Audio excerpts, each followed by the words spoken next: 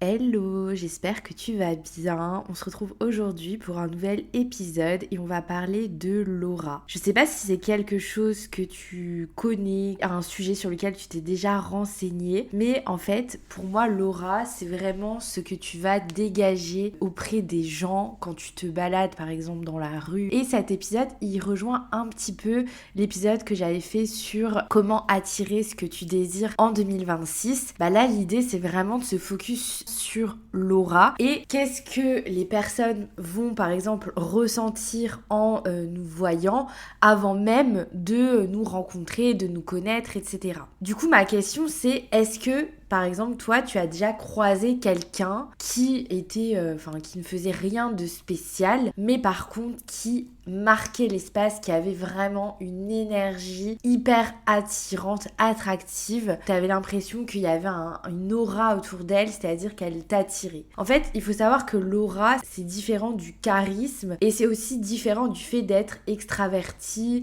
ou du fait de briller plus que les autres, etc.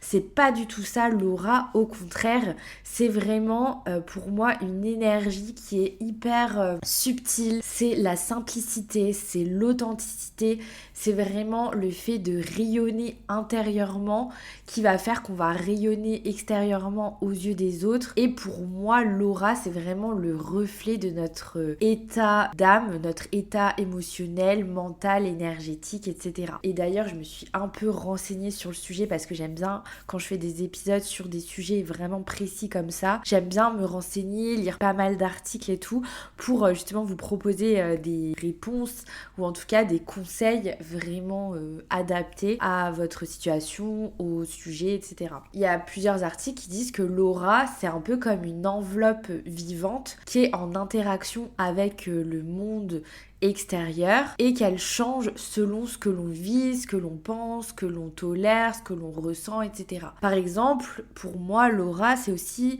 quand, par exemple, on est avec quelqu'un, alors je parle pas forcément en couple, mais qu'on est avec quelqu'un dans une pièce, etc.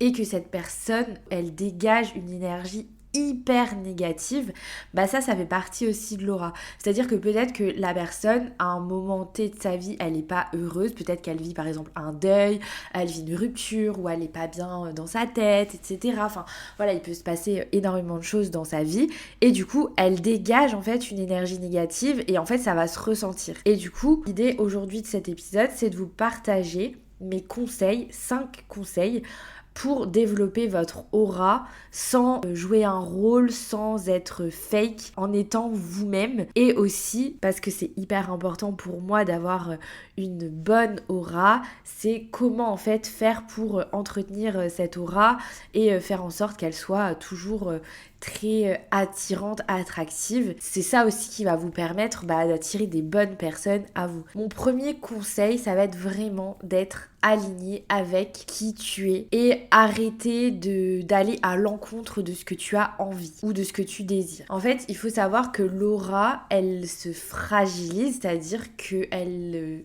devient moins attirante, attractive, etc. à chaque fois que tu vas aller à l'encontre de toi-même. C'est-à-dire que dès que tu vas dire oui, par exemple, à une situation alors que ton toi intérieur te dit non, déjà là, ton aura, elle va pas être en adéquation avec ce que tu penses, que tu ressens, ce que tu veux. Il faut vraiment se dire que ton aura, elle reflète ton authenticité. Donc plus tu vas être en cohérence avec ce que tu es, ce que tu veux, ce que tu penses, etc., plus ton énergie, elle sera bonne, elle sera authentique, elle sera... Enfin, je sais pas si je devais résumer en couleur, elle sera genre verte ou blanche, quoi. Genre, elle sera positive. Et du coup, pour moi, il faut pas aller à l'encontre de nos envies. C'est-à-dire que oui, faire des compromis dans la vie, ça arrive. Par contre, il faut pas que tu fasses des compromis tout le temps, excessif. Il faut que tu comprennes que tu ne peux pas aller à l'encontre de toi-même. Si tu as besoin de repos, repose-toi. Si tu n'as pas envie de sortir plus tard, ne sors pas. Si tu n'as pas envie de faire ce week-end, etc., enfin bref, ne le fais pas. Si tu sens que tu as besoin d'être seul, reste seul. Enfin voilà, tu peux faire des compromis parce qu'il y a des situations dans la vie où tu vas avoir besoin de faire des compromis pour différentes raisons. Mais par contre, ta vie ne doit pas être un compromis. Sinon, en fait, tu ne seras jamais authentique, tu ne seras jamais déjà en accord avec toi-même et du coup, tu peux pas être en accord avec les autres si tu n'es pas déjà en accord avec toi-même. Il y a aussi ce truc du fait que des fois, on va se mettre un peu des masques sociaux où on va avoir aussi peur de déplaire et donc on va aller à l'encontre de nous-mêmes pour justement ne pas avoir cette sensation qu'on ne plaît pas aux autres ou alors qu'on va être exclu, etc. Il y a un exemple qui est hyper véridique et d'ailleurs je pense que vous allez vite peut-être vous reconnaître si jamais vous avez déjà vécu ça, mais c'est avec l'alcool, notamment en France. Mais par exemple quand on fait une soirée par exemple avec les collègues ou une soirée avec des potes, etc., que toi t'as décidé que tu voulais pas boire d'alcool, il y aura toujours quelqu'un qui va te dire oh mais vas-y allez un petit verre, oh mais nanani nanana. Et en fait, des fois, par peur de déplaire, par sociabilité, etc., on va aller à l'encontre de nous-mêmes et on va se forcer à faire, genre à boire, par exemple de l'alcool, alors qu'on n'en a pas envie. Et du coup, pour moi, c'est quelque chose qui est hyper négatif pour soi parce que on va à l'encontre de soi-même, on va à l'encontre de nos besoins de... Si on le sait, si par exemple on n'a pas envie de boire d'alcool, c'est peut-être parce qu'on est fatigué, peut-être qu'on n'aime pas l'alcool tout simplement. Enfin voilà, il y a plein de raisons et on n'a pas besoin de se justifier. Mais par contre, le fait que c'est la sociabilisation, c'est le fait que c'est un code social en France de boire de l'alcool, c'est hyper positif, etc. Enfin, en tout cas dans la vision de beaucoup de personnes. Et bah du coup, des fois, on va aller à l'encontre de nous-mêmes juste pour se fondre dans la masse et être accepté par les autres. Mon conseil serait vraiment de réfléchir, toi, à des moments où tu as eu la sensation de t'être trahi ou en tout cas de ne pas t'avoir écouté et que tu as regretté. Et en pensant à ces moments-là, réfléchis et demande-toi pourquoi tu es allé à l'encontre de toi-même. Et il faut savoir que plus tu es fidèle à toi-même, plus ton aura en fait, elle va devenir stable, magnétique et plus tu vas attirer à toi les gens. Donc mon premier conseil, c'est vraiment d'être aligné avec toi-même, même si ça ne plaît pas aux autres. Le plus important, c'est que ça plaise à toi-même parce que c'est comme ça que tu vas attirer les bonnes choses à toi. Ensuite, mon deuxième conseil, ce serait de faire un peu le nettoyage de tout ce qui est négatif dans ta vie et qui du coup alourdit ton énergie. Donc ça va être dans les émotions, tes relations, tes pensées, etc. Une aura qui est forte, qui est attirante, c'est une aura qui est allégée dans sa négativité, c'est-à-dire que en fait ton aura elle absorbe et elle se charge, c'est-à-dire que plus tu vas avoir des relations drainantes, c'est-à-dire des personnes dans ton entourage qui vont puiser dans ton énergie, plus tu vas avoir de la colère parce que tu vas avoir des ressentiments, des choses que tu ne dis pas, etc. Et plus tu vas ruminer le soir dans ton lit à repenser à des situations, des choses que tu as dites ou qu'on t'a dites, etc. Plus ton aura, elle va être impactée parce que ton énergie, elle sera puisée en fait. On va puiser dans tes ressources internes pour que tu puisses... En fait, c'est un peu comme si c'était l'instinct de survie, c'est-à-dire, mais énergétique. En gros, enfin, j'invente complètement ce terme, je sais même pas si ça existe, mais en gros, c'est comme si ton corps, à force d'être dans le négatif, de ressentir, d'être dans la colère, dans la vengeance, etc., en fait, ton corps, il va puiser dans son énergie. Du coup, c'est un peu un instinct de survie en mode, il faut que je m'en sorte, etc. Du coup, pour pas que tu sois full négation, bah du coup il va te donner de l'énergie, etc. Mais du coup tu n'auras pas assez d'énergie pour que ton aura elle soit hyper positive, attractive et que du coup tu attires des choses positives dans ta vie. Plus tu vas être genre saturé de ces émotions, plus tu pourras pas rayonner parce qu'en fait le corps il peut pas être hyper négatif et en même temps être hyper positif, enfin c'est pas possible, c'est un équilibre à trouver et du coup plus tu vas avoir des éléments négatifs dans ta vie, plus ça va être difficile de se sentir bien et ensuite du coup d'avoir cette aura positive. Du coup mon conseil c'est vraiment de libérer tes émotions, d'essayer des exercices, des techniques pour te sentir bien dans ta tête et nettoyer tout ça pour que tu te sentes vraiment bien et que tu puisses vraiment du coup cultiver ton aura positive. Pour ça, qu'est-ce que je te recommande? Moi, qu'est-ce que j'ai fait dans les périodes où j'allais pas bien? Typiquement, j'écris, j'ai l'application journal dans mon téléphone et dès qu'en vrai j'écris dedans que quand ça va pas. J'ai jamais écrit quand ça va. En vrai, je devrais le faire, mais je sais pas, c'est pas un réflexe. Alors que dès que ça va pas, je vais prendre mes notes et je vais écrire un pavé et je vais me dire vas-y, c'est bon, toutes mes émotions là négatives, elles sont écrites. Du coup, j'ai plus besoin de penser à ça parce que c'est bon, c'est libéré. Ensuite, c'est aller marcher dehors, prendre l'air, prendre le soleil, respirer l'air frais, etc. Il n'y a rien de mieux pour nettoyer son esprit, se sentir bien, etc. Si tu habites au bord de la mer, l'eau, c'est un puissant nettoyant de ton corps, de ton âme, de ton énergie, enfin voilà. C'est vraiment hyper fort pour toi. Et du coup, tu vois, on voit par exemple, moi je sais qu'en Australie, beaucoup de gens faisaient ça, les bains pas des bains nordiques parce que on est en Australie, mais en gros c'est un peu ça. C'est genre les bains glacés, etc. Ou alors les bains matinaux dans la mer et tout. Moi je l'avais fait quelques fois en Australie et mais vraiment ça a changé ma journée. Je me rappelle d'ailleurs cette scène sur une plage à Sydney, c'était un matin, je me souviens, je m'étais levée hyper tôt pour aller voir le lever de soleil et tout. J'étais dans un mood hyper positif, d'ailleurs c'était vraiment il y a 2 ans pile, quasiment. Je me rappelle donc le matin là, je m'étais dit vas-y je vais voir le lever de soleil et tout. Après j'étais allée chercher un petit chai latte dans un café, je m'étais posée sur la plage et j'avais pris mon maillot de bain, du coup j'étais allée me baigner, mais vraiment de bon matin, il était peut-être 7h du mat et j'étais allée me baigner et tout. Et après, je m'étais posée sur la plage, j'avais bu mon petit chai et tout. Et là, il y avait une dame qui était venue. Elle était vraiment venue à moi, alors qu'elle me connaissait pas. Hein. Et elle était venue me voir et elle m'avait dit Oh, you look so peaceful. Genre, tu as l'air tellement apaisé, genre paisible. Et je lui avais dit Yes, I am. Et genre, j'avais dit ouais, je suis. Genre là, à ce moment-là, je sentais que mon corps rayonnait, qui dégageait une méga bonne énergie positive. Et ça, vraiment, si vous habitez au bord de la mer, mais go, parce que ça fait tellement de bien. Et pareil, si t'habites pas au bord de la mer ou quoi, bah tu peux aller dans la forêt, tu peux aller dans un parc si t'habites en ville, etc. Mais juste te reconnecter à la nature permet de vraiment développer ton aura et te sentir bien. Une dernière chose qui m'a beaucoup aidée, notamment cette année, c'était le yoga et la respiration consciente. Vraiment, je sais que moi, par exemple, je fais pas mal de stress, des petites crises d'angoisse, etc. Et je sais que dans les moments-là, mes exercices de respiration, c'est incroyable. Ou alors, mon autre technique, c'est de penser à mes pieds. C'est hyper bizarre de dire ça. Mais en gros, quand je suis stressée, je pense à mes pieds. Et en fait, j'avais vu ça il y a quelques années et depuis, je le fais tout le temps quand j'ai des palpitations, de stress, etc. Et en fait, ça me fait tellement de bien parce que le fait de penser à mes pieds, ça me libère l'esprit. En fait, je pense plus au fait que je suis stressée, etc.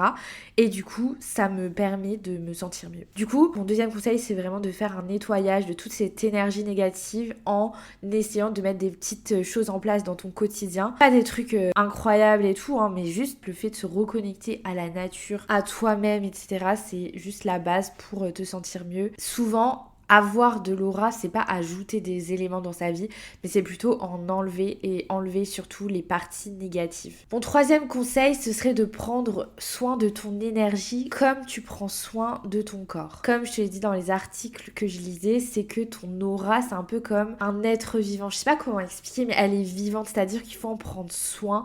Elle a besoin d'attention, elle a besoin d'être choyée, etc. C'est ton corps, en fait, c'est ton énergie. Ton corps est aussi énergie. Quand par exemple ton corps physiquement il est fatigué, il est stressé, t'es en surmenage, etc. Notamment d'ailleurs dans cette période de fin d'année, je trouve que on a vachement ce truc là d'être vraiment hyper surbooké, etc. Entre Noël, les fêtes de fin d'année, les repas de Noël avec la famille, les repas avec le travail, la fin d'année au travail, etc. Enfin c'est une période hyper stimulante, hyper stressante, etc. Et du coup, l'idée c'est vraiment que tu puisses prendre soin de toi et le fait que ton corps soit fatigué, bah, ça va affaiblir ton aura.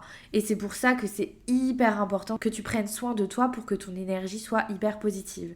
Moi, ce que j'ai mis en place, et c'est hyper important pour me sentir bien, c'est déjà d'avoir 8 heures de sommeil par nuit.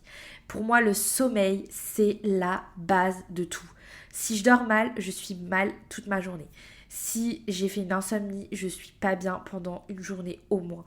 Si, genre la semaine dernière, j'avais la grippe, j'ai hyper mal dormi à cause de ça, mais j'étais dans un état, mais terrible.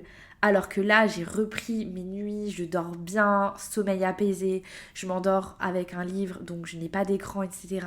Mais game changer, vraiment. Ensuite, la deuxième chose, c'est l'alimentation. Franchement, pour moi, une alimentation qui est équilibrée, c'est hyper important. Et moi, je suis pas du tout dans le truc des régimes, etc. Pas du tout. Ça me gonfle, mais à un point, laisse tomber. Le matin, je peux manger mes tartines avec du beurre et du chocolat. C'est ok. Vraiment, il n'y a pas de problème. Par contre, pour moi, l'idée, c'est d'avoir un équilibre au global. C'est-à-dire que manger des légumes, manger des fruits, manger des féculents, enfin voilà, se faire plaisir aussi parce que se faire plaisir, c'est la base dans l'alimentation. Plus tu vas être frustré, moins tu vas être bien. Et du coup, pour moi, c'est trop important en fait d'avoir une alimentation qui est bonne pour toi, qui est équilibrée. Enfin, perso, je mange jamais de fast-food, je mange jamais de bonbons, je mange jamais de plats tout faits, préparés, etc. Je cuisine quand même beaucoup maison. Alors, je fais pas de la grande cuisine, mais c'est des produits maison. Enfin, je mange pas des trucs tout préparés, etc. J'aime pas ça. Et je sais que quand je mange pas bien pendant plusieurs jours, je me sens pas bien mentalement. Et du coup, bah, c'est pareil avec l'alcool aussi. Enfin, moi, j'aime bien boire un peu d'alcool, de vin, etc. Mais je sais que l'alcool fort, par exemple, je ne peux pas. Si je bois trop d'alcool différent en une soirée, bon, ça peut arriver, mais je sais que c'est pas bien parce que mon corps, il va pas être hyper bien après. Et du coup, c'est un équilibre à trouver pour avoir vraiment entretenir ton énergie positive. Et aussi, un élément qui est hyper important, c'est d'avoir des temps seuls avec toi-même. Pour moi, c'est essentiel, vraiment.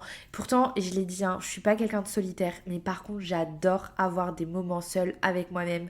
C'est-à-dire, je vais prendre un livre, je vais aller me poser quelque part, ou alors je vais aller dans un café. Ça, je peux plus trop le faire parce que du coup, je suis plus à 100% à mon compte. Du coup, j'ai plus le temps d'aller dans un café seul l'après-midi, etc. Mais ça me manque beaucoup parce que j'adore ça et je sais que ça, c'est des moments où j'étais trop bien et ça me permettait vraiment de passer des bons moments avec moi-même et pour moi c'est hyper important. Mon message c'est pas que t'as besoin d'être toujours au top, toujours dans ta high vibe, etc. Juste respecte-toi, respecte ton rythme, respecte tes besoins et tes envies. Et pour moi, la question que je t'inviterai à te poser, c'est est-ce que tu vis contre ton corps ou est-ce que tu vis avec ton corps? C'est-à-dire, est-ce que tu fais du bien à ton corps? Est-ce que tu vis pour lui? Tu lui fais du bien, tu lui fais plaisir? Ou est-ce que tu vis contre lui? C'est-à-dire, tu le mets toujours dans des positions hyper inconfortables. Tu le mets dans une position de souffrance constante, etc. Réfléchis bien à ça et réfléchis aussi à pourquoi tu devrais changer ça. Et moi, honnêtement, hein, ça fait pas longtemps que j'ai changé ça. Je me suis vraiment rendu compte que je faisais du mal à mon corps. Je le mettais toujours comme s'il était en apnée et je lui donnais pas ce qu'il avait besoin. Pendant des années, c'était ça. Je prenais pas soin de mon corps. J'étais tout le temps à sortir dehors. Je me couchais tard. Je dormais pas bien. Je buvais pas mal d'alcool, etc. Enfin, vraiment, j'avais une hygiène de vie qui était vraiment déplorable. Et j'ai eu un peu le déclic qui est venu petit à petit, hein. Mais ça fait, je dirais, peut-être un an. Ouais, un an. Où vraiment là, j'ai commencé à prendre vraiment soin de moi, de ma tête, de mon corps. Surtout de mon corps, parce qu'encore ma tête, ça allait. Mais de mon corps, vraiment. Quand je dis de mon corps, c'était que je le mettais quand même dans des situations vraiment pas ouf. Genre, je dormais pas bien, je sortais beaucoup, j'étais tout le temps à aller à l'encontre de mes besoins, etc. Et du coup, c'était pas sain. Et là, l'idée, c'était vraiment de ramener quelque chose de plus sain à moi. Et il faut savoir que le rayonnement, il vient quand tu te choisis au quotidien, quand tu prends soin de toi au quotidien. Il faut pas s'oublier et tu es la personne la plus importante de ta vie. Mon quatrième conseil, ce serait d'apprendre à poser des limites. Bien évidemment, plus ton aura est attirante, positive, forte, etc., plus tu sais dire stop. C'est-à-dire que si on doit comparer par exemple ton aura, là, on l'a comparé à un bouclier. Par exemple, moi, je sais qu'il y a des moments dans ma vie où je vais donner beaucoup d'énergie aux autres. Je vais être moi, je suis quelqu'un de très sensible. Je sais pas si je suis hyper sensible, je ne pense pas. Ça dépend des sujets, ça dépend des périodes. Typiquement, je vous avais dit là que j'ai vécu une période très compliquée ces derniers mois. Aujourd'hui, ça va beaucoup mieux. Mais dans cette période-là, j'étais hyper sensible parce que je me sentais pas bien dans ma tête, je pleurais tout le temps, etc. Et du coup, ça c'était vraiment très difficile à vivre. Mais du coup, quand on a des phases un peu comme ça ou quand on est hypersensible au quotidien, il faut prendre soin de soi et du coup, il faut apprendre à poser des limites, il faut apprendre à dire stop, il faut apprendre à ne pas trop donner aux autres aussi et se laisser envahir émotionnellement par les autres, par ce qui nous entoure, etc. Et c'est pour ça que c'est hyper important de prendre soin de soi et d'avoir des moments pour soi. Par exemple, des fois, je sais pas, si je dois donner un exemple concret, des fois tu vas voir quelqu'un et tu vas vraiment te sentir vidé après votre conversation ou après certaines conversations, je sais pas, si tu parles de sujets vraiment négatifs ou que tu vas parler, je sais pas, de choses qui te tracassent, etc.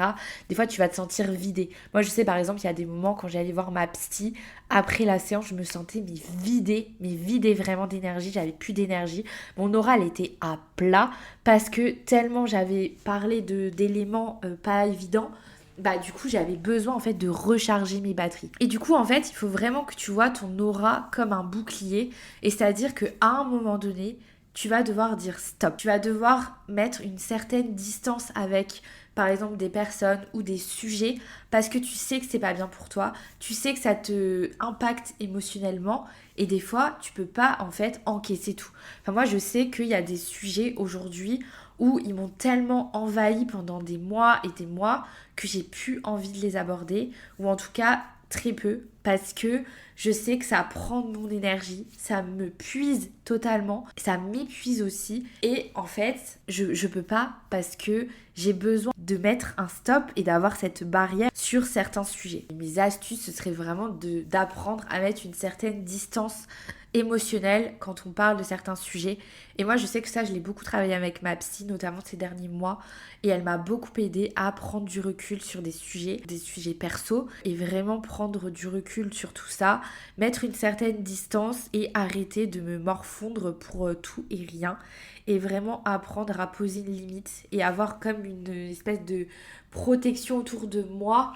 Là, j'ai une référence, je sais pas si vous allez la voir, mais si vous avez regardé Charmed, vous allez savoir, Wyatt, le petit de Piper et Léo, il avait un espèce de bouclier de protection et du coup, on pouvait pas l'atteindre. Je sais pas si vous avez la ref, mais du coup, bah, c'est un peu ça. Il faut imaginer que vous avez un peu cette bulle autour de vous de protection et que du coup, il y a des sujets, des choses qui peuvent pas vous atteindre.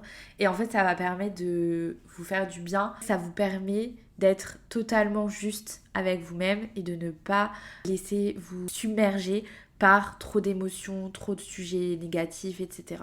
Et enfin, mon dernier conseil pour avoir de l'aura et pour attirer ce que l'on a envie, ce que l'on dégage, devenir vraiment magnétique, c'est d'être dans le présent.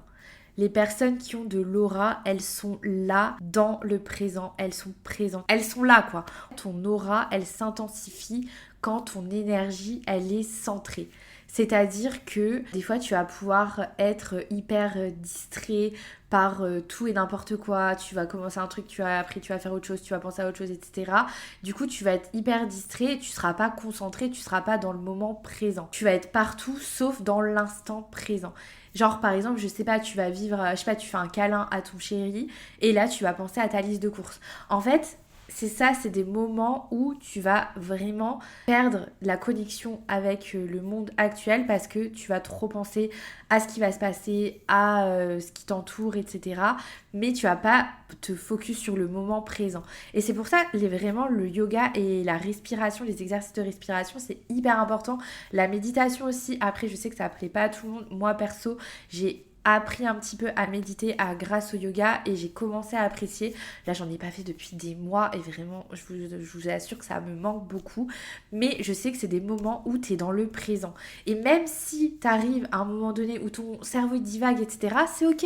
C'est pas grave. Genre, on te demande pas, t'es pas moine bouddhiste à méditer jour et nuit. Non, on te demande pas ça. Mais juste d'essayer au plus que tu peux d'être dans le présent. Et c'est drôle parce qu'il y a pas longtemps, je repensais à ça, mais je sais qu'il y a des moments dans ma vie, je me rappelle exactement ce qui s'est passé, ce que je faisais, parce que en fait, ces moments-là, je m'étais regardée dans un miroir où je m'étais parlé à moi-même et je m'étais dit, là, tu es dans le présent et rappelle-toi ce moment et tu t'en rappelleras toujours. Et en fait, c'est drôle parce que je me revois me dire ça. À certains moments de ma vie, je le fais pas, enfin, c'est rare que je le fasse. Souvent en vacances, généralement en voyage, ou des moments assez marquants où je me dis, là, Carole, t'es en train de vivre un truc ouf. Genre, prends une photo mentale de ce que tu vis et rappelle-toi-en dans certains moments de ta vie quand t'auras besoin. Et c'est drôle, hein, mais c'est des photos mentales, je sais pas comment expliquer. Genre c'est comme des cartes postales où je sais qu'à ce moment-là, je pensais ça, je vivais ça, etc. Et j'étais vraiment en pleine conscience de ce que je vivais. Et pour moi, le fait d'être dans le présent, c'est hyper important et hyper puissant parce que tu vas pas te focus sur le passé, tu vas pas te focus sur le potentiel futur, tu vas te focus sur ce qui se passe actuellement, right now.